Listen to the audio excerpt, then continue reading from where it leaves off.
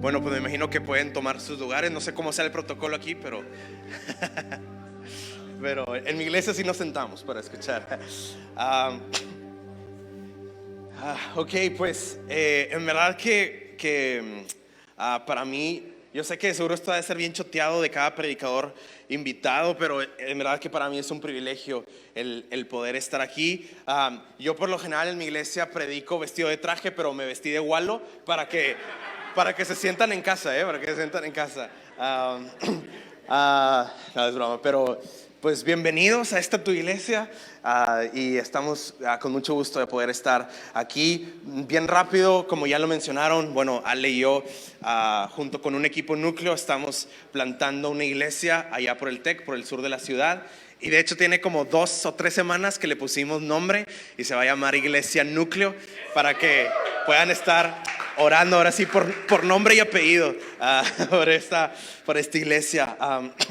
Y en verdad que una de las razones por la cual para mí es un privilegio estar aquí es porque Ale y yo admiramos demasiado lo que Wallo y Andrea, sus pastores, están haciendo con ustedes y lo que el Señor está haciendo aquí en esta iglesia. Yo pensé que Wallo y Andrea no nos querían, pero cuando vi que Wallo aceptó dirigir la alabanza en mi boda, en el día de su cumpleaños, yo le dije: Ale, se me hace que sí nos quieren. Se me hace que sí nos quieren. Entonces, para mí es un honor. Y ya cuando me aceptó dije: no, se hace que nos aman. Ya se sintió el amor ahí fraternal. Y tengo la tarea de Wallo de poderles decir que están iniciando una nueva serie que lo tituló El Hijo de Dios. Y está inspirado a lo que Juan dice en Juan capítulo 1 sobre cómo el verbo, hablando de Jesús, vino a nosotros. Y habla Juan 1 por ahí entre el versículo 13 y 14, habla de cómo Él habitó entre nosotros lleno de gracia y de verdad, y realmente Él era el Hijo de Dios y nos mostró su gloria. Y hoy les quiero pues hablar un poquito acerca de esto. Y parte de la razón por la cual Wallo me comentó que quiere intencionalmente iniciar con esta serie es porque pues ya entramos en el mes de abril y pues obviamente independientemente de tu bagaje cultural, religioso, simplemente por el hecho de estar en México, tú sabes que es el día que celebramos coloquialmente llamado como Semana Santa, o bien a nosotros nos gusta recordar que esa fue, bueno, no sé si realmente esa fue la fecha, pero realmente es un día en que nos gusta celebrar la historia de Jesús, su muerte, su resurrección. Pero hay algo, me impresionó mucho, de verdad. Wallo no me dejaría mentir.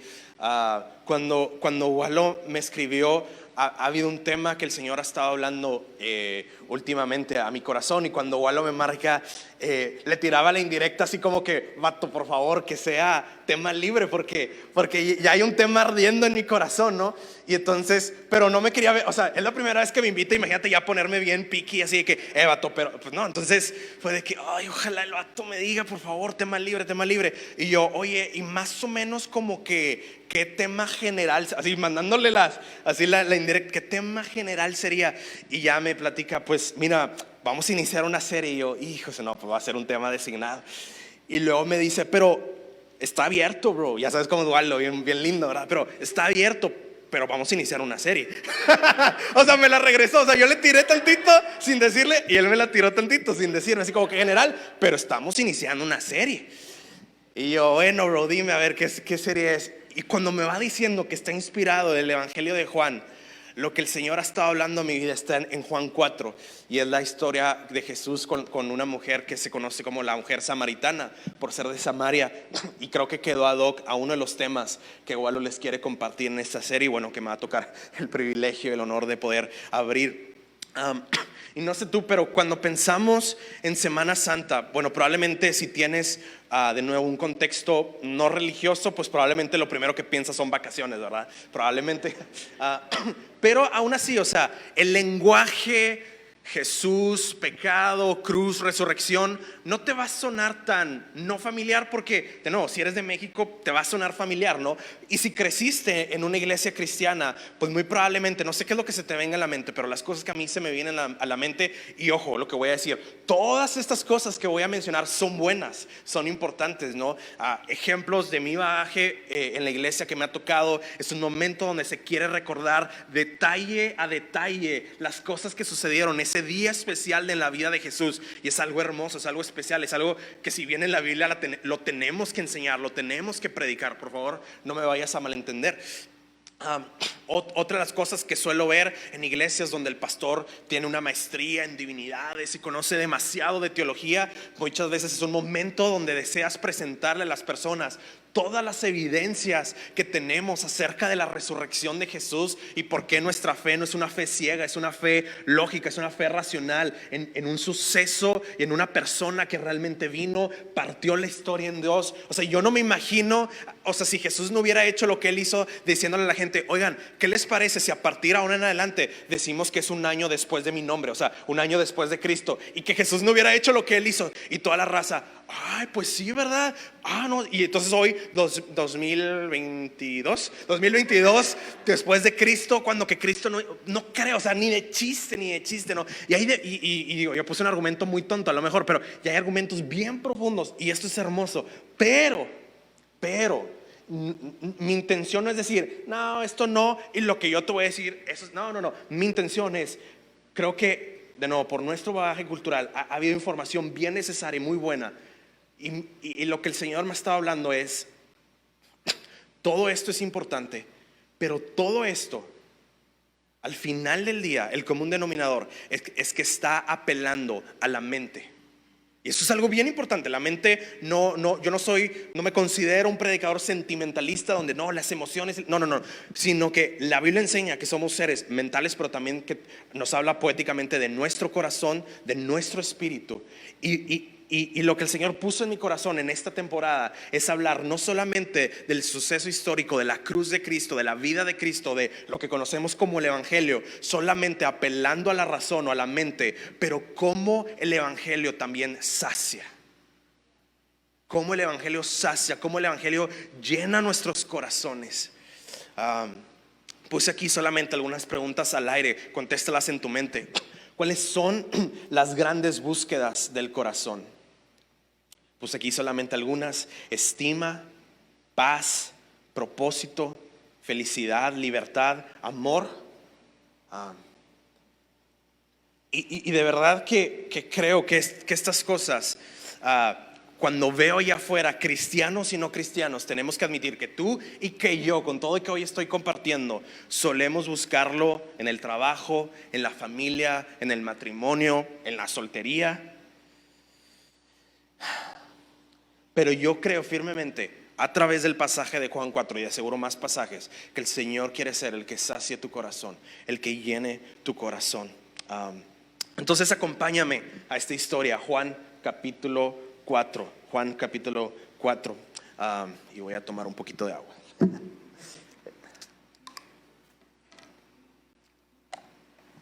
Ok, ya estás ahí, ¿verdad? Entonces, Juan capítulo 4. Ahora, solamente 2 minutos de contexto y de introducción.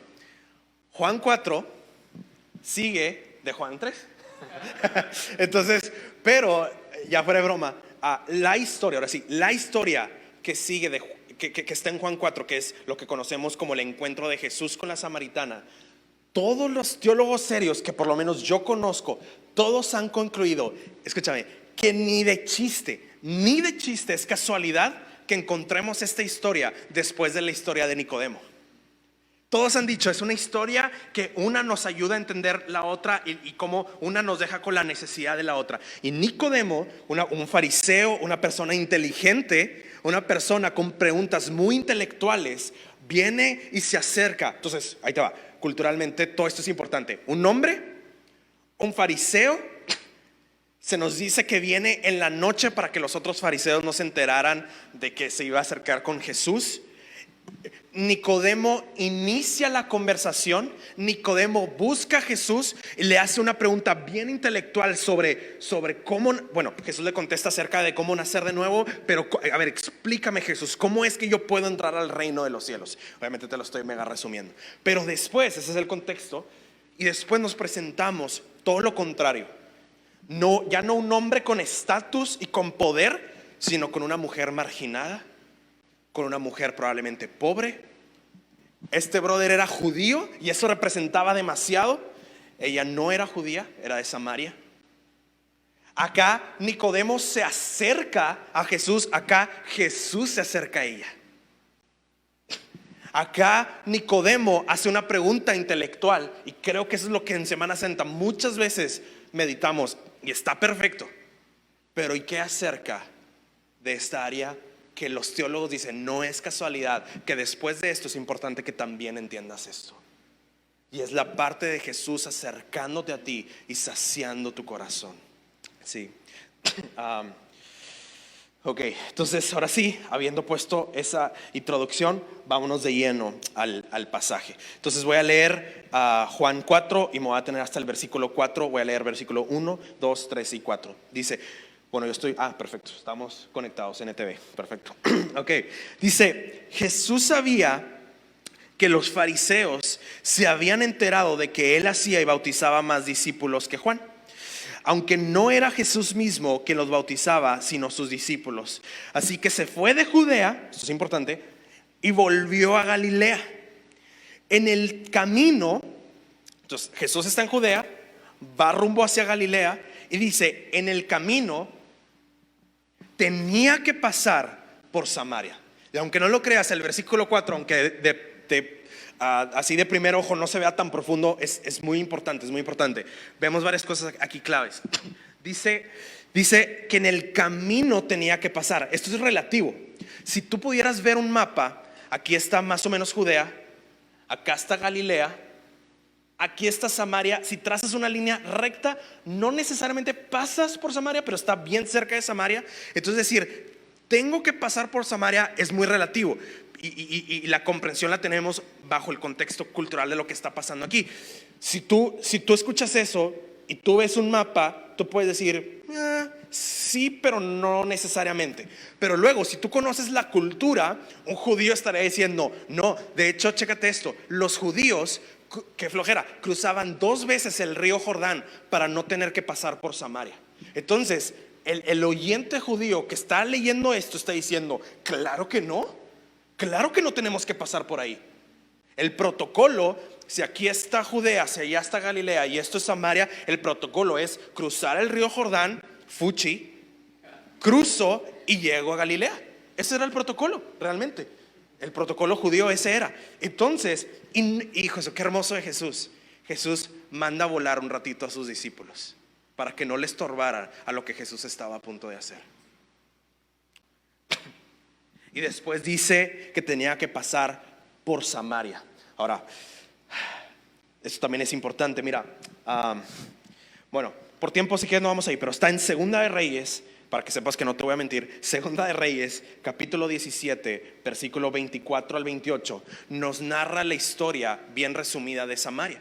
Y la historia bien resumida de Samaria es que Samaria formaba parte del pueblo judío. Es decir, ellos formaban parte de alguna u otra manera históricamente del pueblo de Dios. La historia es muy larga, pero bien resumida. Hay un punto donde ellos, este pueblo llega a tener un tipo de rey pagano, que por lo tanto ya no quería nada que ver con el Dios de Israel, con el Dios hebreo, con el Dios de la Biblia, con Yahweh y todo este lenguaje, ¿no?, que tenemos. Pero Dios, de nuevo, la historia está muy larga, yo te la voy a resumir. Dios interviene de alguna otra manera, y esto es lo interesante que quiero que aprendas. Por si alguna vez, por si alguna vez, perdóname, Walo, perdóname. Por si alguna vez no lo habías leído, pero la historia es esta. Está el rey y no se quiere meter problemas con el Dios hebreo, y lo que resulta ser es que dice, ¿sabes qué? Vamos a hacer esto. Tráeme a un sacerdote, y yo lo voy a aceptar en mi reinado aquí en Samaria, para que yo ya no tenga ningún problema con el Dios hebreo, con el Dios Yahweh. Y entonces dice, voy a traer a un sacerdote, y el sacerdote va a llegar aquí. Gracias, hermano. Gracias. Ahorita va a llegar aquí, y lo que el sacerdote y lo que el rey quería que el sacerdote hiciera es, y te lo prometo, lo dice tal cual la NTV, dice que quería que el sacerdote viniera y les enseñara la cultura, los rituales religiosos. Enséñale, está bien, te voy a dar permiso que vengas aquí a Samaria, haz de cuenta que es el rey, vente sacerdote, vente Wallo, y tú le puedes enseñar a ellos la cultura religiosa. Ahora, te quiero hacer una pregunta bien importante. Este es el contexto del pueblo de Samaria. Entonces pasan los años, acuérdate, un pueblo pagano, pero con la cultura religiosa, bien parecido a nuestro contexto hoy en día. Y empieza a crecer la historia de Samaria y llega un punto en que Jesús aparece en esta historia. Te quiero hacer una pregunta bien importante. Adivina qué era lo que más o menos había en el corazón de los samaritanos. Adivina cuál era el sentimiento de los samaritanos. Adivina qué había en la máxima profundidad de indecisión en el corazón de los samaritanos. Porque para mí la respuesta es bien parecido a muy probablemente tu historia y la mía. Bien resumidamente, esto significa que el pueblo de Samaria, por un lado, tenían un pie afuera, como decimos coloquialmente, y un pie adentro. Entonces conocían el ritual de santo como tú no hay nada, pero también tengo mi vida por acá escondidita. Tenían por un lado un deseo y una cultura de vivir probablemente una vida en algunas cosas en libertinaje, pero muy probablemente muchas de estas personas, por el contexto cultural, de hecho ellos no estudiaban el Antiguo Testamento, ellos estudiaban el Pentateuco, solamente los primeros 5 de la Biblia. Entonces ellos conocían la ley. Entonces, de nuevo, bien parecido a ti y a mí, o sea, tú y yo somos la samaritana. Muy probablemente, qué irónico, porque no podían, utilizando términos coloquiales, no podían disfrutar de ser cristianos, pero tampoco podían disfrutar de ser ateos, por así decirlo. Porque por un lado es como que en la vida acá religiosa es como que, ay, qué aburrido, como que lo chido está allá. Pero acá tampoco lo disfrutas porque te llenas de culpa y de condenación y decir, estoy lejos y no estoy viviendo la vida para la cual fui creado.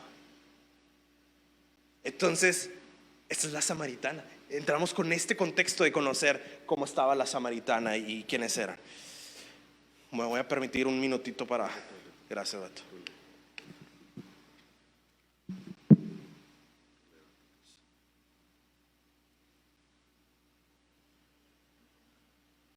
El peor estreno de una serie, ¿verdad?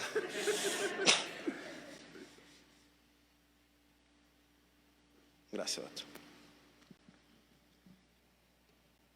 Gracias. Ok. Entonces, esto es lo impactante de las palabras de Jesús diciendo, tenía que pasar. Jesús está diciendo, quiero toparme con este tipo de personas. Entonces cuando Jesús está diciendo, tenía que pasar por ahí, de nuevo, un judío está diciendo, no, pero deja tú en la mente de Jesús, en el corazón de Jesús está diciendo, yo quiero toparme con este tipo de personas, como tú y como yo. Por un lado teniendo un cierto conocimiento de la Biblia, pero con un corazón insaciable. Por un lado, con una vida liberal y en algunas cosas moralistas, pero aún así sintiéndote lejos de Dios. Quiero toparme con este tipo de personas que como tú y como yo somos, y yo titulé esto, esta es la indecisión de indecisiones. ¿Cómo puedo ser parte de mi testimonio? Yo quería tener una vida feliz, pero al mismo tiempo yo me quiero ir al cielo. Entonces, esta es la indecisión de indecisiones, ¿no? ¿Hago lo necesario o hago lo que se me antoja? ¿Hago lo que a las otras personas y la cultura y la tradición y mis papás que me han instruido? ¿Hago lo que ellos quieren o lo que a mí me gusta? ¿Amo a mi familia y mi tradición o me amo a mí mismo? Algo que está muy de moda hoy en día. Voy a la iglesia, pero vivo una vida aburrida, pero aseguro mi entrada al cielo, según esto. O vivo una vida rebelde, pero me arriesgo a no tener una chancita al final de arrepentirme y entrar con un 70 al cielo.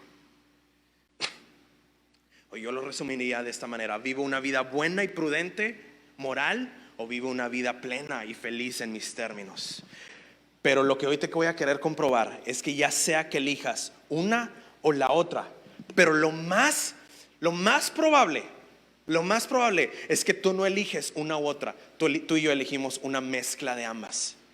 Y por haber elegido una mezcla de ambas, tal como la samaritana, nos quedamos sedientos. ¿Ok? Entonces, avancemos, versículos 5 al 7. Dice: entonces llegó a una aldea samaritana llamada Sicar, cerca del campo que Jacob le dio a su hijo José. Ahí estaba el pozo de Jacob, y Jesús, cansado por la larga caminata, se sentó junto al pozo cerca del mediodía. Poco después llegó una mujer samaritana a sacar agua, y Jesús le dijo: por favor, dame un poco de agua para beber. Entonces vemos que sale en la escena esta mujer samaritana que de una u otra manera nos representa a todos nosotros. Y dice que llega, versículo 6, ¿a qué horas llegó? En el mediodía. Una hora, adivina, de mucho calor, y por lo tanto era la hora en que las mujeres descansaban. Las mujeres por lo general iban por agua, o ya sea en la mañana o en las tardes, pero nunca de mediodía. De entrada, solamente imagínate la escena: la mujer cargándolo en el solazo en el Medio Oriente. ¿Por qué crees que estaba saliendo en el mediodía? Porque el estilo de vida claramente que ella estaba viviendo era una vida que no le estaba satisfaciendo. Y no solamente eso, aún más profundo, era una vida de vergüenza, era una vida de pena, era una vida no solamente marginada, me refiero económicamente, me estoy refiriendo espiritualmente hablando. Una vida marginada, una vida de vergüenza. Yo no quiero que nadie me vea. Esto quiere decir que esta mujer vino sola intencionalmente, obviamente sedienta y a escondidas de una u otra manera. Versículo 8 al 12. Él estaba solo en ese momento porque sus discípulos habían ido a la aldea a comprar algo para comprar. La mujer se sorprendió, ya que los judíos rechazan todo trato con los samaritanos. Entonces le dijo a Jesús: usted es judío y yo soy una mujer samaritana, ¿por qué me pides agua para beber? Jesús contestó: si tan solo supieras, y esta palabra es clave, el regalo que Dios tiene para ti y con quién estás hablando, tú me pedirías a mí y yo te daría agua viva. Pero Señor, usted no tiene ni una soga ni un balde, le dijo ella, y este pozo es muy profundo. ¿De dónde vas a sacar esa agua viva? Claramente hasta aquí ella no está entendiendo que Jesús está hablando de otro tipo de agua y no de una agua literal y física. Versículo 12, y ahí me detengo. Además, ¿se cree usted superior a nuestro antepasado Jacob, quien nos dio este pozo? ¿Cómo puede usted ofrecer mejor agua que la que disfrutaron él, sus hijos y sus animales? Y entonces aquí empiezan a surgir palabras y frases claves. Dice, por un lado Jesús le dice: si tan solo supieras el regalo. Y de entrada no es de extrañar que ella no haya entendido, porque no me voy a ir para no extenderme, pero esta palabra agua viva la encontramos en el libro de Jeremías, cuando Dios está diciendo al pueblo: todo lo que tú estás buscando, ¿se acuerdan? Es un pasaje relativamente famoso. Todo lo que tú estás buscando para saciar tu sed, lo estás buscando en cisternas vacías. ¿Se acuerdan? Jeremías dice: pero yo soy el agua viva. Pero ella no lo puede entender. Una, porque todavía no entiende las palabras espirituales. Y dos, porque si ella solamente leía Génesis, Éxodo, Levítico, Números y Deuteronomio, no entiende que está atendiendo un pasaje de Jeremías. Entonces no está entendiendo que el agua viva se refiere a algo más profundo. Es decir, Jesús está diciendo: conozco la lucha interna que tienes, sé que vienes aquí a escondidas, la conciencia te remuerde, no quieres que los demás te vean, pero esto me hace ver que como quiera no estás feliz con tu vida, pero yo te ofrezco algo que ni la religión, es decir, ni el moralismo, ni la irreligión o el liberalismo te puede ofrecer. Yo te ofrezco agua viva. Agua viva. Y en mi conclusión vamos a meternos en un punch en qué es esta, a más profundidad, que es esta agua viva. Pero por lo pronto las pistas es agua viva, que significa saciar la sed espiritual, y que esta agua viva solamente la puedes obtener a través de un regalo. No la puedes obtener tú a través de tu desempeño, a través de tu esfuerzo, a través de lo que haces, a través de lo que tienes, a través de lo que sabes. Es solamente lo puedes obtener ante la gracia de Dios. Ahora sí, versículo 13 al 8, y aquí se empieza a poner bueno. Dice: Jesús contestó: cualquiera que beba de esta agua pronto volverá a tener sed, pero todos los que beban del agua que yo doy no tendrán sed jamás. Esa agua se convierte, hijos, el lenguaje de Jeremías, en un manantial que brota con frescura dentro de ellos y les da vida eterna. Por favor, Señor, le dijo la mujer, deme de esa agua, así nunca más volveré a tener sed y no tendré que venir aquí a sacar agua. Jesús le dijo, chécate, ve y trae a tu esposo. Hasta ahí pareciera que Jesús cambió de tema, pero no ha cambiado de tema. En pocas palabras está diciendo, yo te ofrezco un agua que sí te puede saciar. Y la samaritana le está diciendo, ok, ¿cómo? Y Jesús, tráeme a tu esposo. ¿Qué está pasando aquí? Lo que Jesús, en otras palabras, nos está diciendo a ti y a mí a través de este pasaje es que tú ya estás buscando esta agua y la estás poniendo en cualquier otra cosa, buena o mala, que no es Jesús. Ve y trae a tu esposo. No tengo esposo, respondió la mujer. Es cierto, dijo Jesús, no tienes esposo porque has tenido 5 esposos y ni siquiera estás casada con el hombre con el que ahora vives. Ciertamente dijiste la verdad. Yo creo que este es un pasaje bien clave. Mira lo que Jesús le dice: cualquiera que beba de esta agua volverá a tener sed. Como ya lo dije, ¿qué significa eso? Que ya estamos buscando en placeres temporales, algo que promete mucho pero que nos dejan con más sed. Tu carrera profesional, tu familia, tu matrimonio, tus hijos. Pero lo que yo ofrezco es un manantial de vida eterna. Pero observa la respuesta de la samaritana. Sigue sin entenderlo. Dice: no tendré que venir aquí con ganas. Entonces, si tú me ofreces esta agua, qué padre, ya no voy a tener que venir aquí. Entonces ella pensó: hay una manera de tapar mi vergüenza y así nunca más me voy a tener que aparecer aquí. Y me quedo escondida en mi casa. Y Jesús le dice: no puedes vivir una vida en vergüenza escondida. Tienes que sacarlo, tienes que traerlo a mí. Tráeme a tu esposo. Esto quiere decir, como ya lo dije, que ya estamos buscando un placer temporal y le estamos poniendo expectativas altas que nos van a dejar con más sed, y estamos abiertos a esconderlo por vergüenza, pero solo el regalo de Dios nos puede llenar. Mira, agarremos los ejemplos que hoy en día, la manera en la que estamos queriendo obtener esta agua. Si decides, por ejemplo, vivir una vida que solo se trata de complacer a otros y decides que esa sea tu agua viva, te va a matar a ti y a los demás. Vas a ser una persona que sofoca a otros porque siempre vas a sentir que los demás te deben el favor. Porque como estás siempre para complacer a los demás, siempre ellos te deben un favor. Tendrás expectativas muy altas de los demás y siempre vas a estar frustrado en tus peleas y discusiones, por ejemplo con tus papás o con tu pareja. Siempre les vas a echar en cara lo que tú has hecho por esta familia, lo que tú has hecho por este matrimonio. ¿Y cuál es el efecto? Siempre cansado, siempre peleado, siempre frustrado, siempre ansioso, sediento.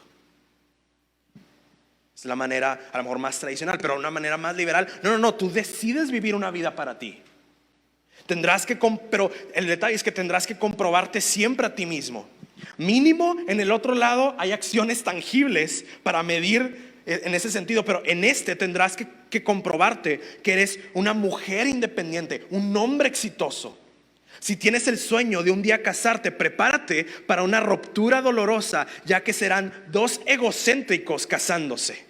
No sabrás resolver conflictos porque la mayoría de tus problemas es porque son 2 personas buscando su propia felicidad. Entonces estos son solamente ejemplos generales de cómo una vida moralista o una vida liberal nos dejan sedientos, y por lo general divagamos en ambas. Y te digo, ¿qué es lo que este estilo de vida tiene? Estos 2 estilos de vida, te digo, ¿qué es lo que tienen en común denominador? Varias cosas. Mantienen un ritmo que la Biblia llama salvación por obras. Todos tenemos, escúchame, todos tenemos muy en lo profundo de nuestro corazón un tipo de definición acerca de la salvación. Puede ser a través de una palabra más, desde el rubro liberal, puede ser desde una palabra más coloquial como felicidad, plenitud. Y la manera moralista puede ser más así como el favor de Dios, el amor de Dios por el buen desempeño que estoy teniendo. Pero ambos estilos de vida son un tipo de salvación por obras. Te dejan con más sed. al final del día, en el fondo del fondo de tu conciencia, sabes que no hay nada de lo que te puedas jactar, porque no es que seas valioso, es que la gente te ve como valioso por lo que tienes, por lo que haces, por lo que sabes. Pero en el fondo nunca te sientes amado, porque no es de que te amen, es de que te aman porque tienes lo que tienes, sabes lo que sabes y haces lo que haces.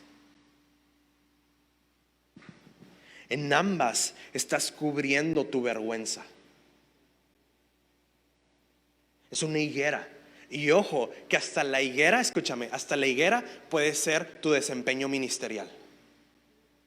Me visto y me cubro de mi vergüenza para que vean. No para que me vean a mí, pero para que vean lo que hago, tengo, etc. Ambas te dejan más sediento, porque en el fondo del fondo, como ya lo expliqué, no sabes si te aman de verdad. Y por último, lo que tienen en común denominador este estilo de vida es que son maneras de evidenciar tu pecado. Ninguno de los dos estilos de vida aman a Jesús.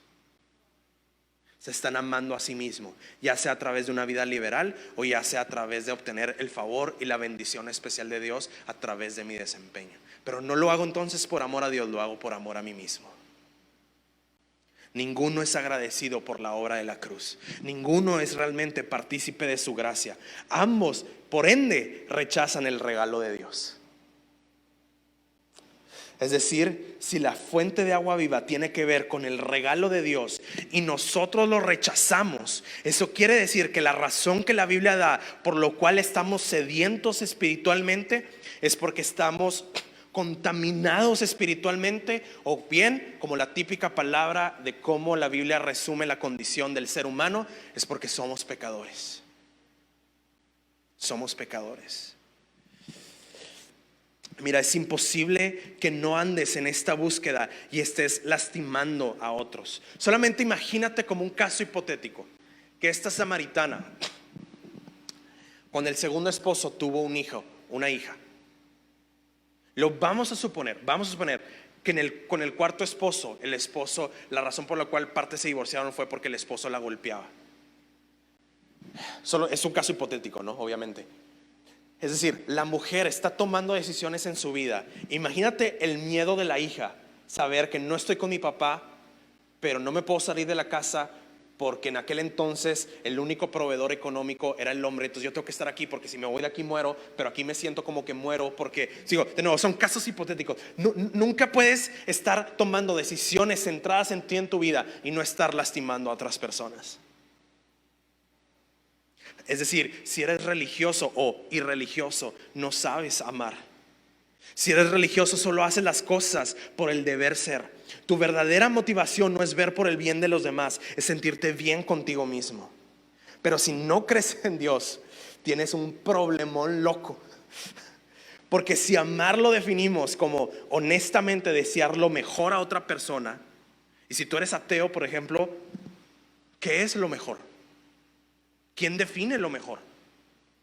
Y si un día lo mejor para ti se atraviesa en lo mejor para mí, ¿qué decisión vamos a tomar? Es decir, mi punto aquí es poderte mostrar que somos unos fracasados espiritualmente sin la gracia de Cristo. No podemos amar, no podemos cumplir el diseño de la vida. Estamos propensos a quedarnos sedientos. Entonces, si yo decido poder satisfacer las necesidades de otros, jamás las voy a poder saciar y yo me voy a quedar vacío, y ni ellos feliz y ni yo feliz. Y si decido saciar las satisfacciones mías, egoístas, claramente no estoy satisfaciendo a los otros, pero en el fondo del fondo me quedo vacío. Entonces, mi punto es que ambos estilos de vida te dejan sedientos y muestran tu pecado y mi pecado. Pero aunque no lo creas, aquí empiezan las buenas noticias. ¿Ok? Porque creo que era Charles Spurgeon el que dice que no es hasta que nuestro pecado nos sabe amargo que es entonces que la gracia nos va a saber dulce. Sí. Versículo 19 al 26, y es ahí donde voy a terminar.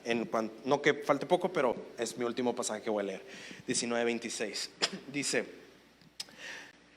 Señor, dijo la mujer, seguro que usted es profeta. Cuando le dijo, ciertamente dijiste la verdad, no estás con tu esposo, estás ya con un sexto que ni siquiera es tu esposo. Y la samaritana le dice, wow, de seguro eres profeta. Así que dígame, le dice la samaritana, ¿por qué ustedes los judíos insisten en que Jerusalén es el único lugar donde se debe adorar, mientras que nosotros los samaritanos afirmamos que es aquí en el monte Gerizim donde adoran nuestros antepasados? Y Jesús le dice, créeme, querida mujer, que se acerca el tiempo en que no tendrá importancia si se adora al Padre en este monte o en Jerusalén. ¿Qué es lo que está pasando aquí? Le está diciendo, la samaritana ya está entendiendo un poquito más que este hombre, Jesús, el Hijo de Dios, como se llama en la serie, o sea, ahí yo creo que todavía no tiene la revelación de que es el Hijo de Dios, pero ya está viendo que no es un nombre cualquiera. Y le está diciendo, pues tú eres judío, a ver, tú eres alguien especial, de hecho le llama profeta. A ver, y le está diciendo, y muy probablemente la samaritana, sabiendo el rechazo, el orgullo espiritual que trae el moralismo a través de los judíos en ese contexto, está diciendo, a ver, si ustedes son los chidos, lo que le está diciendo, y ¿por qué en el monte donde ustedes adoran si es el bueno? ¿Y por qué acá en el monte, en el templo, en nuestro monte Gerizim, porque acá no es el bueno? ¿Qué está pasando aquí? Te lo voy a resumir de esta manera. Lo que la samaritana le está diciendo es, ¿por qué ustedes sí pueden tener un contacto directo con Dios y por qué nosotros no podemos tener un contacto directo con Dios? Y Jesús le está diciendo en otras palabras, sí, es cierto, el Dios, te lo estoy parafraseando, ¿verdad? El Dios se ha revelado en este punto de la historia a través del pueblo judío. Pero va a llegar el día, samaritana, va a llegar el día en que no importa el que adore allá o el que adore acá. Va a haber un día en donde yo voy a rasgar el velo. ¿Y qué era lo que sucedía en el monte? Los montes muchas veces estaba el templo. ¿Y qué significaba el templo? Donde moraba la presencia de Dios. Y lo que Jesús le está diciendo, va a llegar el tiempo en que ni los religiosos ni los irreligiosos, va a ser solamente aquel que me pueda adorar a través de mí, va a ser la persona que pueda tener una relación conmigo. Yo voy a ser el templo de templos y mi morada y mi presencia va a poder morar en ustedes que me puedan adorar en espíritu y en verdad.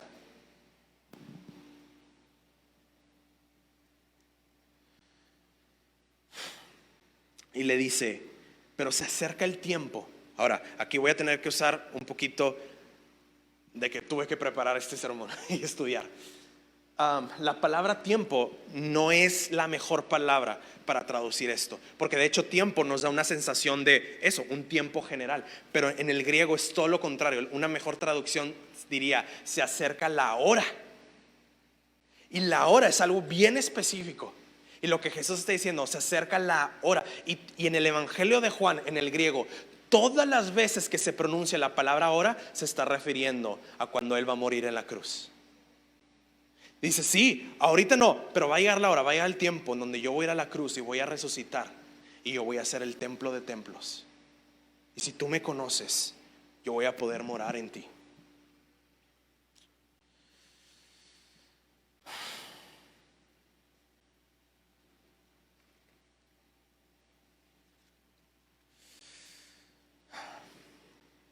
Versículo 22. Ustedes los samaritanos saben muy poco acerca de aquel a quien adoran, mientras que nosotros los judíos conocemos bien a quien adoramos, porque la salvación viene por medio de los judíos. Pero se acerca el tiempo, de hecho ya ha llegado, cuando los verdaderos adoradores adorarán al Padre en espíritu y en verdad. El Padre busca personas que lo adoren de esa manera, pues Dios es espíritu. Por eso todos los que lo adoran deben hacerlo en espíritu y en verdad. Y chécate versículo 25 y 26, clave. La mujer dijo, wow, sé que el Mesías está por venir, al que llaman Cristo. Cuando Él venga nos explicará todas las cosas. Entonces Jesús le dijo, yo soy ese Mesías. De esa persona que tú estás hablando, yo soy esa persona que va a venir a través de mi evangelio y poderte dar este regalo y poder saciar. Entonces, para ir terminando, ahora sí, no sé si Jehová me puedes ayudar. Hay algo que he aprendido a través de esta historia acerca de la verdadera satisfacción, y es que no es tanto el éxtasis de momentos o circunstancias lo que te llenan y lo que te hacen feliz, y lo voy a explicar, sino declaraciones nuevas sobre tu vida. Un nuevo estatus, una nueva identidad, una nueva realidad, el favor y la bendición sobre ti. Mira, te lo voy a poner con un ejemplo. Cuando era adolescente, yo no era cristiano y yo era muy rebelde con mis papás. Y mis papás me ponían a una cierta hora y me decían: puedes salir a jugar fútbol, pero tienes que llegar aquí, ya es un ejemplo, a las 9 de la noche, ¿no?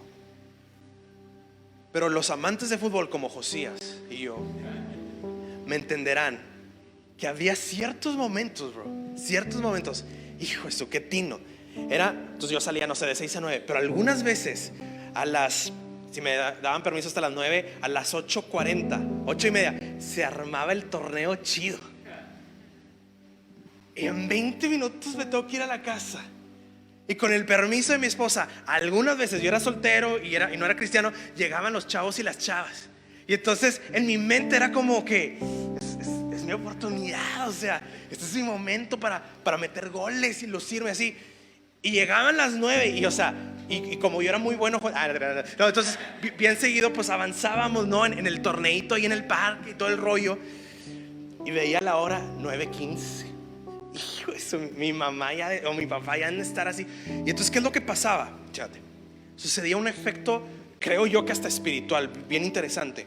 No te puedo decir que no estuviera disfrutando mi hobby preferido. Había un tipo de felicidad, pero no había una satisfacción en mi corazón. O sea, ¿sí me explico? O sea, en mi corazón no podía disfrutar lo que estaba disfrutando. No sé si me expliqué, ¿sí? No estaba pudiendo. Es de verdad, es algo espiritual, es algo que no puedo con palabras terrenales explicar, pero y creo que la mayor satisfacción, tú no estás buscando, es muy superficial decir que estamos buscando nuestra felicidad de nuevo en una pareja, en un deporte, en un trabajo. Estamos buscando la felicidad a través de esas cosas. Y a través de esas cosas queremos buscar paz en nuestro corazón. Queremos buscar una identidad. Queremos, como esta mujer marginada, queremos reivindicar nuestro honor, nuestra identidad. ¿Me estoy explicando? Y te voy a hablar, para terminar, con 3 puntos bien rápidos de cómo esta nueva realidad y esta promesa del evangelio te sacian. Por un lado, una de las cosas que nomás no nos sacian, ni en el trabajo, ni en nuestro desempeño, ni en nuestro poder, ni en nuestro éxito, ni en nuestro estatus, es un sentido de propósito. Y en el evangelio ya no tenemos que tener esta lucha entre lo que me hace feliz y lo correcto, porque ahora vivir para Él a través del ministerio o a través de mi vocación o a través de lo que sea, cuando ahora entiendo que todo es para la gloria de Dios, no para mi propia satisfacción, es como si el deber pero el placer se encontraran con sí mismo. ¿Me expliqué? Ahora ya no lo sientes como es una u otra, es todo lo que hago lo busco para la gloria de Dios, ¿sí? Entonces no busco, bueno, creo que ya quedó claro esa parte, ¿no? Mi propósito, pero no solamente eso, pero paz en mi corazón. Mira, yo no creo que la paz de Dios sea como un switch de que le pido paz y entonces Él me da paz, y entonces si se me olvidó pedirle paz, entonces no me ha dado paz. Sino creo que la paz que el Señor nos da es saber que nuestro máximo problema en el corazón no ha sido si todavía no me han ascendido o si todavía soy la solterona de las amigas. Mi máximo problema es mi pecado. Y ahora que estoy en paz con Dios, ahora, y ese es el tipo de paz de que no es una promesa de que no va a haber circunstancias adversas, es de que las circunstancias ya no te definen. Es una paz más profunda. Pero aquí viene lo que ya personalmente el Señor habló a mi vida. Mira, yo creo que este sentido de propósito nos ayuda en este caminar para, como lo expliqué, los indecisos, ¿no? O una vida moral o una vida liberal. No, en el evangelio no es ni una ni otra, sino el deber y el placer se unen. Creo que para nosotros los pecadores el evangelio nos resuelve esta conciencia de paz, de que Jesús fue tratado en la cruz como yo merecía, para que yo pueda ser tratado como hijo de Dios. Pero hasta aquí, brother, yo puedo despedir esto y nos salimos y nos vamos, y creo que todavía no he abordado esta parte del corazón que busca ser saciada. Y ahí te va. Creo que la mayoría de nosotros lo que hemos creído es que Jesús fue a la cruz y murió por mi pecado, y ahora eso debe dictar mi felicidad. Pero podemos salir y mañana lunes seguir sintiéndonos los mismos miserables, el vacío, y sucede este efecto, ¿sí o no? Si tú eres cristiano, creo que deberías admitir que te ha pasado. Sucede algo irónico. Recordarte la cruz es como cuando un ansioso, hay una persona que está con ansiedad y le recuerda las cosas buenas que tiene. Los psicólogos dicen que no le estás ayudando, al contrario, le estás perjudicando, porque ahora se siente más mal. Sí, mira todas las cosas buenas que tengo y aún así me siento ansioso. Bueno, eso fue lo que el Señor me reveló a mí personalmente. Este efecto, como una analogía, nos sucede a ti y a mí. Nos sentimos vacíos, nos sentimos deshonrados, nos sentimos insatisfechos. No entendemos por qué. Estamos viniendo a la iglesia, estamos sirviendo, hay una insatisfacción, y sucede algo irónico. Nos recuerdan la cruz, y hay una parte espiritual adentro de nosotros, como la analogía del ansioso, que irónicamente, y no lo vamos a admitir, no te vas a atrever a admitirlo, te hace indirectamente sentir más insatisfecho. Qué irónico, ¿no? Porque tú dices, no estoy viviendo en la plenitud, a la altura que Cristo se merece, ¿verdad? ¿O soy el único? Pero ahí te va lo que el Señor me mostró, y esto es por lo cual quería que igual no me diera el tema libre. Pero estuvo bien padre cómo se pudo unir. Lo que el Señor me mostró es que todo este tiempo, tú y yo, la razón por la cual nuestro corazón no ha saciado. Ahí te va, pon toda tu atención, por favor. Si todo se te olvida, no me importa, no me siento, pero esto no se te puede olvidar. Todo este tiempo has creído, escúchame, no es broma, la mitad del evangelio. Por eso no has saciado. Has creído la mitad del evangelio. Imagínate que un doctor te diera 2 medicamentos y solamente te tomas una. El doctor no te dijo una u otra, te dijo las 2. No has sanado porque no has creído en una totalidad del evangelio. Ahí te va, prepárate. El evangelio no es solamente como tu miseria y tu pecado se salen, hablando analógicamente, y se lo clavan a Jesús en la cruz, y Él recibe tu miseria, recibe la ira del Padre y recibe la condenación que tú y yo merecemos. Pero cálate esto: Jesús vivió la vida que tú y yo no pudimos vivir. Manso, humilde, tierno. Él sí sabe amar, nosotros no. Él sí vivió una vida de amor. Él sí vivió una vida compasiva, misericordiosa. Y aún en el punto de cruz fue obediente al Padre y le dijo: Señor, si es posible que pase de mí esta copa, pero que se haga tu voluntad, Señor. Vivió obediente a la cruz, vivió la vida perfecta, y después muere. Pero no solamente ahí queda, resucita y termina siendo un sacrificio, y va delante del Padre. Y obviamente voy a hablar aquí poéticamente o analógicamente, y llega delante del Padre triunfante, como el santo, como el perfecto. Y llega, aquí es donde voy a hablar analógicamente, merecedor de las medallas de la vida obediente. Y Jesús se quita sus medallas y te las da a ti. Es decir, el evangelio no solamente es como tu miseria, es una transacción. No es solamente una vía, no solamente es como tu miseria clavan a la cruz, pero aparte como la santidad y la honra de Jesús está invertida en ti. Por lo tanto que Dios no solamente es como que, bueno, mi hijo Jesús ya murió, te tengo que perdonar, y pues no te sientes amado, te sientes como que, pues ya ni modo, Jesús murió en la cruz, me tiene que amar. No, eso sería solamente una vía. Pero el evangelio no es una vía, son 2 vías. Y ahí te va lo profundo. Este mismo evangelio, Juan 17, no me es de extrañar que esto no fue una enseñanza de Jesús, fue una oración de Jesús, porque nos conoce. Ora ante el Padre y le dice al Padre: Padre, que mis discípulos sepan que los amas como tú me amas a mí. Qué impresionante y qué revelación que no fue una enseñanza, porque es mucho, es muy bueno para ser verdad. fue una oración de Jesús. Y por eso Pablo en Efesios dice: esto le corresponde a la iglesia, que comprenda cuán ancho y cuán grande y cuán profundo es el amor de Dios en Cristo Jesús.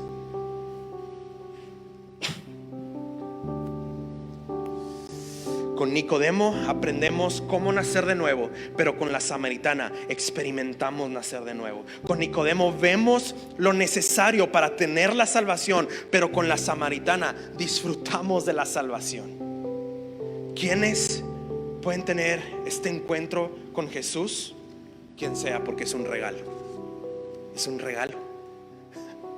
Es un regalo. No solamente los indecisos, no solamente los pecadores, pero los sedientos, los que cargan con vergüenza, como tú y como yo. Y esto no solamente es un aspecto intelectual, es un aspecto del alma y del corazón. El Señor quiere saciar esa parte de tu vida. Oramos.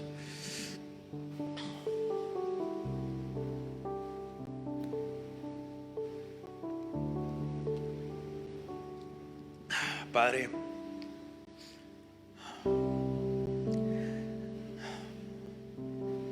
en la primera parte de la historia en tu palabra, con la samaritana, vemos que tú le mostraste un afecto a la samaritana, y la samaritana no se lo esperaba.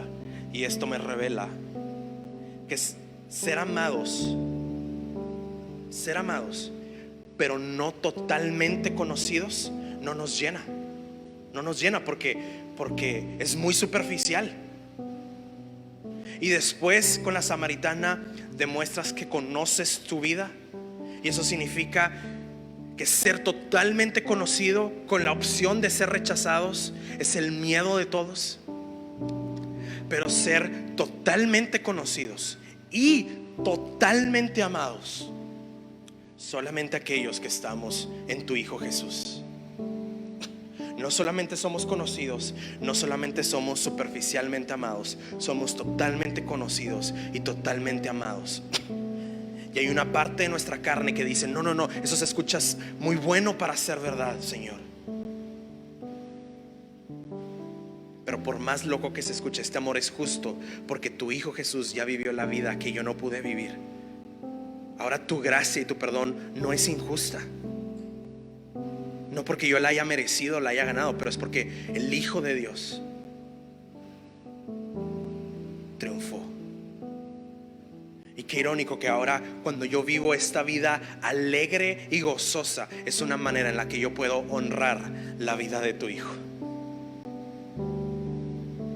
Danos este espíritu para poder entender no solamente la primera transacción del Evangelio, pero las dos transacciones del Evangelio, que son igual de ciertas, Señor. Y ayúdanos, porque en el día a día se escucha muy bueno para ser verdad y las vamos a querer rechazar, pero danos el espíritu para poder recibir el regalo profundo y saciador, por así decirlo, de tu salvación. En el nombre de Jesús, amén.